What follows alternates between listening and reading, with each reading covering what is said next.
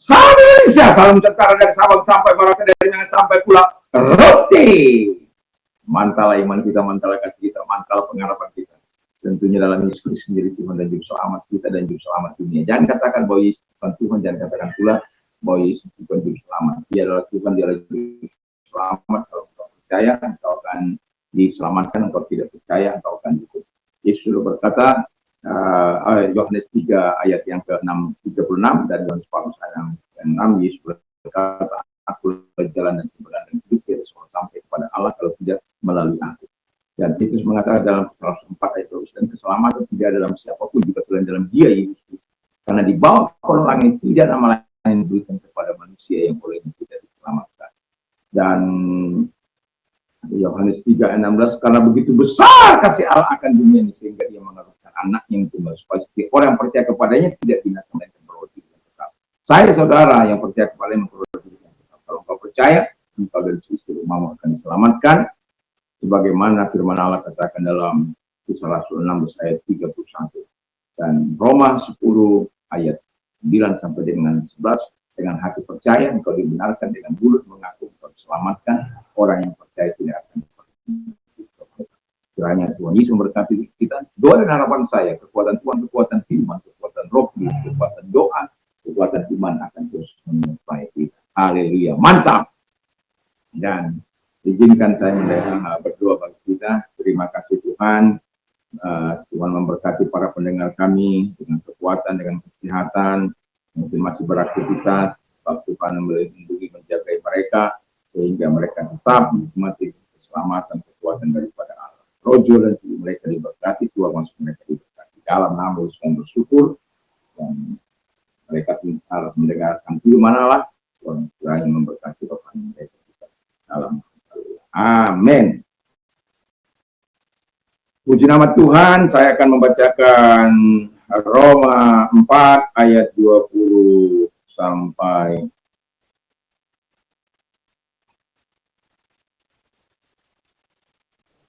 25. Demikian bunyi firman Allah. Tetapi terhadap janji Allah ia tidak bimbang karena ketidakpercayaan, malah ia diperkuat dalam imannya dan memuliakan Allah dengan penuh keyakinan bahwa Allah berkuasa untuk melaksanakan apa yang ia telah janjikan. Karena hal itu diperhitungkan kepadanya sebagai kebenaran. Kata-kata ini yaitu hal itu diperhitungkan kepadanya tidak ditulis untuk Abraham saja, tetapi ditulis juga untuk kita. Sebab kita pun Allah memperhitungkannya karena kita percaya kepada Dia yang telah membangkitkan Yesus Tuhan kita di antara orang mati, yaitu Yesus yang telah diserahkan karena pelanggaran kita dan dibangkitkan karena kebenaran kita. Haleluya. Tema kita, di dalam Tuhan tidak ada perubahan. Ya. Jadi di dalam Tuhan tidak ada perubahan. Tuhan tidak akan lebih baik, Tuhan tidak akan lebih buruk, Tuhan tidak akan lebih suci, Tuhan tidak akan lebih, tidak. Karena Dia adalah Allah yang sempurna. Kalau manusia bisa makin jelek, bisa makin ganteng, bisa makin jahat, bisa ya seperti iblis dan lain sebagainya. Dia manusia bisa berubah, tapi Tuhan tidak akan pernah berubah. Jadi manusia dapat berubah, tapi Tuhan tidak berubah. Manusia dapat berubah menjadi monster yang ganas, yang menghancurkan, yang merusak, yang membunuh dan lain sebagainya. Bayangkan kalau keuangan negara di para koruptor 1.000 triliun di tahun 2024. Itu yang masih ketahuan, yang tidak ketahuan. Dari yang kecil, dari rakyat yang diberikan kepercayaan untuk memegang uang, itu para juru parkir di Mataram itu pun melakukan hal yang sama. Tidak nyetor, tapi mereka gunakan memakai baju yang diberikan oleh dinas perhubungan, tetapi mereka tidak store apa yang mereka ambil sendiri, gelapkan sendiri. Itu sebabnya mereka ada yang dipecat, ada yang harus mengganti, didenda dan lain sebagainya. Yang mau saya katakan adalah bahwa manusia berubah, tapi Tuhan tidak pernah berubah. Itu sebabnya di dalam Tuhan tidak ada perubahan. Kuasanya tidak berubah. Anda bisa bayangkan orang yang sudah mati itu tidak akan mungkin melahirkan. Tapi janji Tuhan sudah dinyatakan.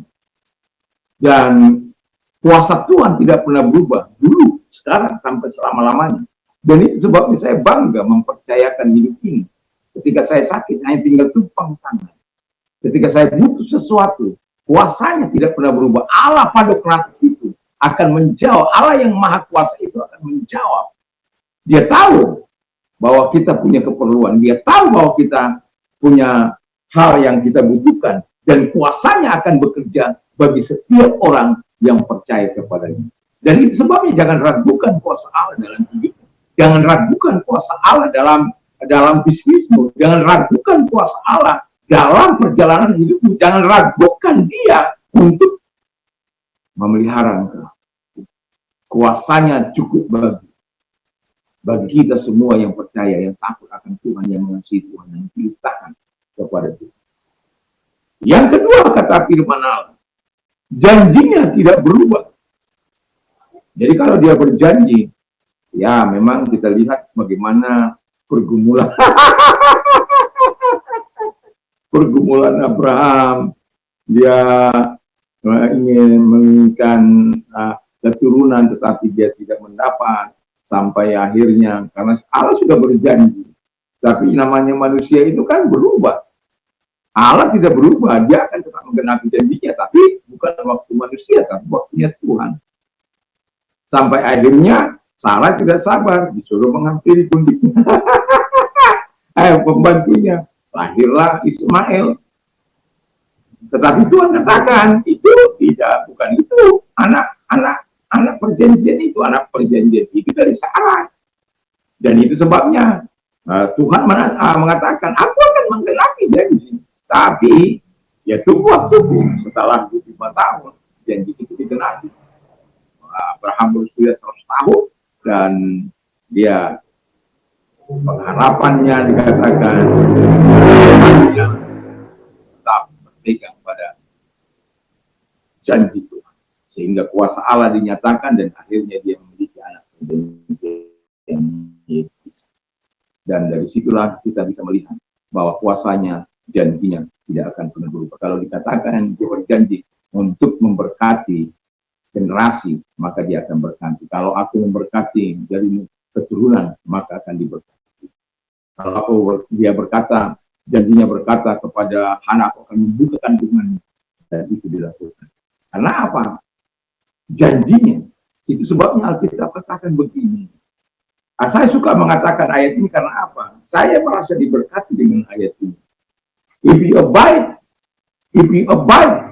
in me, and my word abide in you, you will ask what you desire, it can be done for you. Jadi kalau kita tinggal di dalam Tuhan, dan firman-Nya ada dalam kita, itu maksudnya kita berpegang pada janji Tuhan itu. Dan kita minta apa saja, Tuhan akan berikan.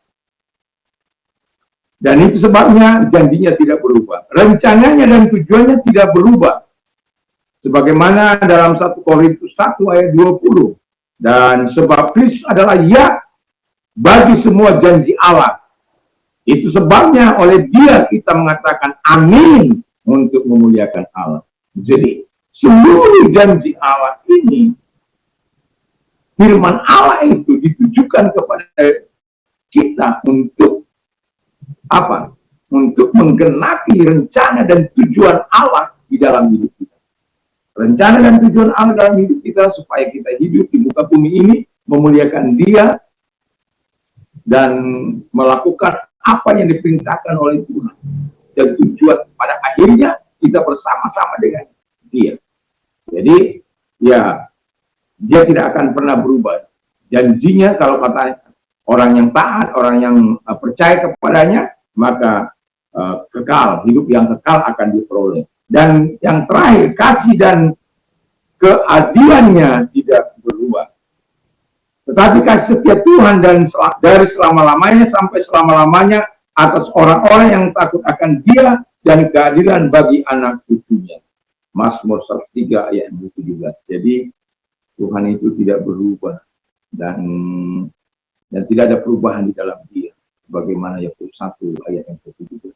Dan itulah sebabnya percayalah kepada Tuhan dan kuasanya, janjinya, rencana dan tujuan Allah, dan kepada kasih dan keadilannya. Karena engkau akan merasakan ketenangan dalam hidupmu, dan engkau akan menikmati segala kuat kuasanya bila engkau sungguh-sungguh percaya di dalam Tuhan. Tidak ada perubahan. Dia akan menggenapi segala janjinya bagi setiap orang yang takut akan Dia dan mengasihi Dia, yang taat kepada Dia yang mengasihi.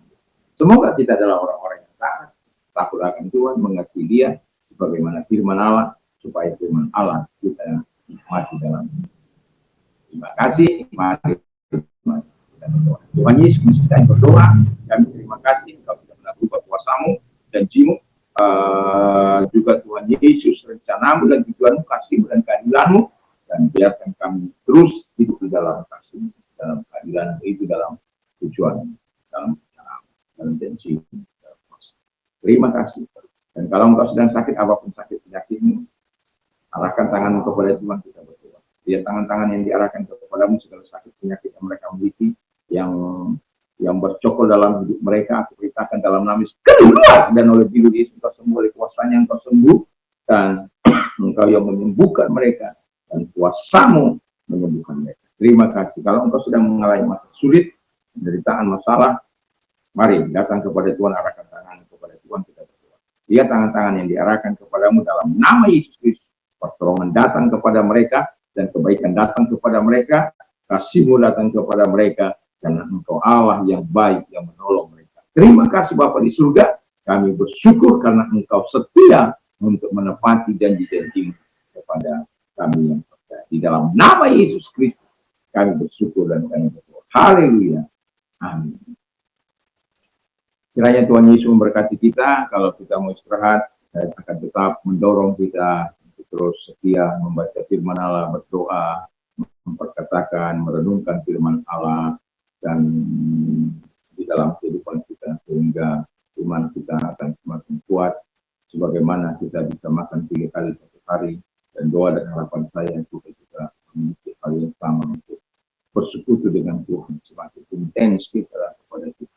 Tuhan Yesus memberkati kita. Selamat malam, Tuhan memberkati. Mantap, mantap, mantap.